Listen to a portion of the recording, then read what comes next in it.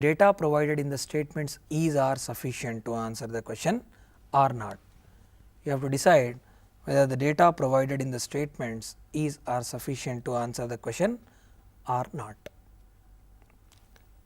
Same మన first model లాంటి క్వశ్చన్సే, కానీ ఇక్కడ నేను 4 కండిషన్స్ ఇచ్చా, అక్కడ 5 కండిషన్స్ ఇచ్చాను. Give answer 1 if only statement 1 is sufficient, అక్కడ కూడా అదే మాదిరి. అలాగే give answer 2 if only statement 2 is sufficient. Give answer 3 if statements 1 and 2 together are sufficient. ఇదే కండిషన్ నేను ఆ మోడల్లో 5th రాసా. అంటే మన వ్యూని బట్టి అక్కడ డెసిషన్ మారడం జరుగుతుంటుంది. ఇదే కండిషన్ నేను అక్కడ ఆన్సర్ 5 పెట్టమని చెప్పాను, సో ఇక్కడ నేను 3 పెట్టమంటున్నాను. So if statements 1 and 2 together are necessary 4 పెట్టమంటున్నాను. అంటే ఇక్కడ మనకు అవసరం లేని అంశం ఏంటండి, ఎలోన్గా కనుక సాటిస్ఫై అయితే మనల్ని ఇక్కడ అడగట్లేదు. సో కాబట్టి దాని గురించి మీరు చింతపడాల్సిన అవసరం లేదు. కండిషన్స్ ఏంటి, 1తో సాటిస్ఫై అయితే 1, 2తో సాటిస్ఫై అయితే 2, టుగెదర్ ఆర్ సఫిషియంట్ అయితే 3, టుగెదర్ ఆర్ నాట్ సఫిషియంట్ అయితే 4 అని చెప్పి రాసుకోవచ్చు. నెక్స్ట్ క్వశ్చన్ తీసుకోండి. Example, how is P related to Q. P క్యూకు ఎలా రిలేట్ అవుతుంది చూడండి. ఇది రీజనింగ్ బ్లడ్ రిలేషన్స్ ప్రాబ్లం అయినప్పటికీ డేటా సఫిషియన్సీ రాయొచ్చు. First condition, P and Q are the children of R. P and Q are the children of R and S. P and Q are the children of R and S అంటే R S దంపతులు, వాళ్ళిద్దరి పిల్లలు P and Q. And Q is the brother of P. And Q is the brother of P.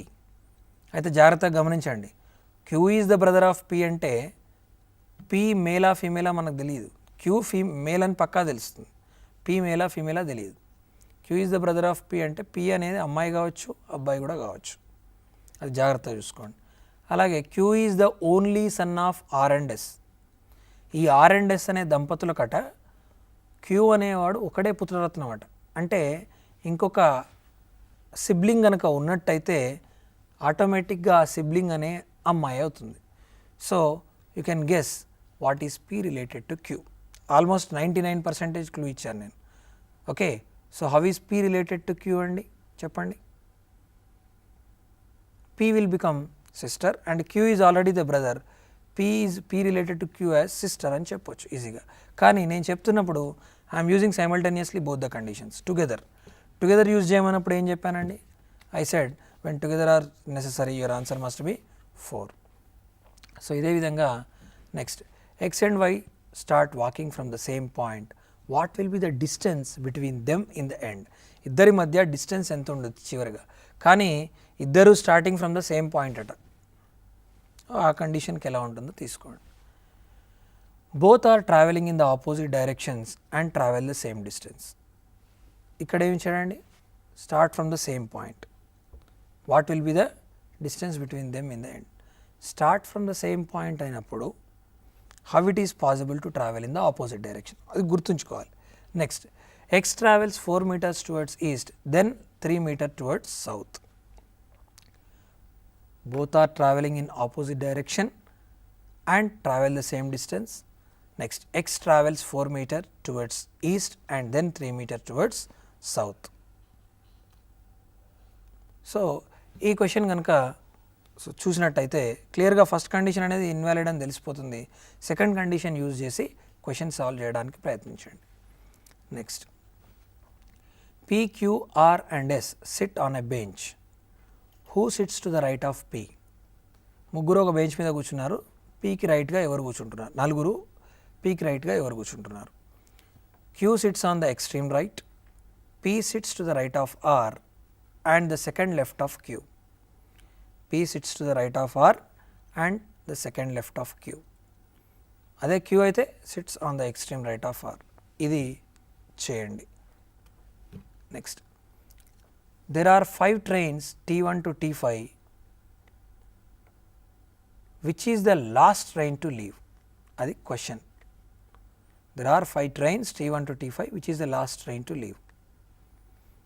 First condition, T4 leaves after T1 and T3. T1 T3 tarvata T4 పోతారట. Second కండిషన్లో వస్తే T2 leaves before T5, and T1 is a third train to leave of the all the trains. ఇది కండిషన్స్. అయితే last train ఏంటిది అని అడుగుతున్నాడు. Last train ఏది వెళ్తుంది అని అడుగుతున్నాడు. So once again I'm repeating, there are 5 trains from T1 to T5 which is the last train to leave. అందులో T4 leaves after T1 and T3 అంటున్నాడు. T2 leaves before T5 and T1 is the third train to leave of all the trains అంటున్నాడు. Conditions, both are traveling in the opposite directions and travel the same distance. ఇద్దరు opposite డైరెక్షన్లో నడుస్తున్నారట, same distance travel చేస్తారట. Both are travelling in opposite directions and travel the same distance. And the last condition is X travels 4 meter towards east and then 3 meter towards south. 4 meter towards east and then 3 meter towards south. So ఇది మనం 4 కండిషన్స్తో solve చేయాల్సిన problem. ఈ 2 problems solve చేసి పెట్టుకోండి, answers next verify చేసుకోవచ్చు. Okay, so next సెషన్కి తప్పకుండా హాజరుకండి and all the best.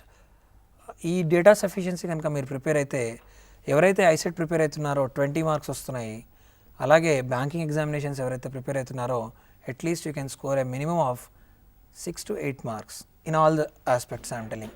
So all the best and have a nice day all of you.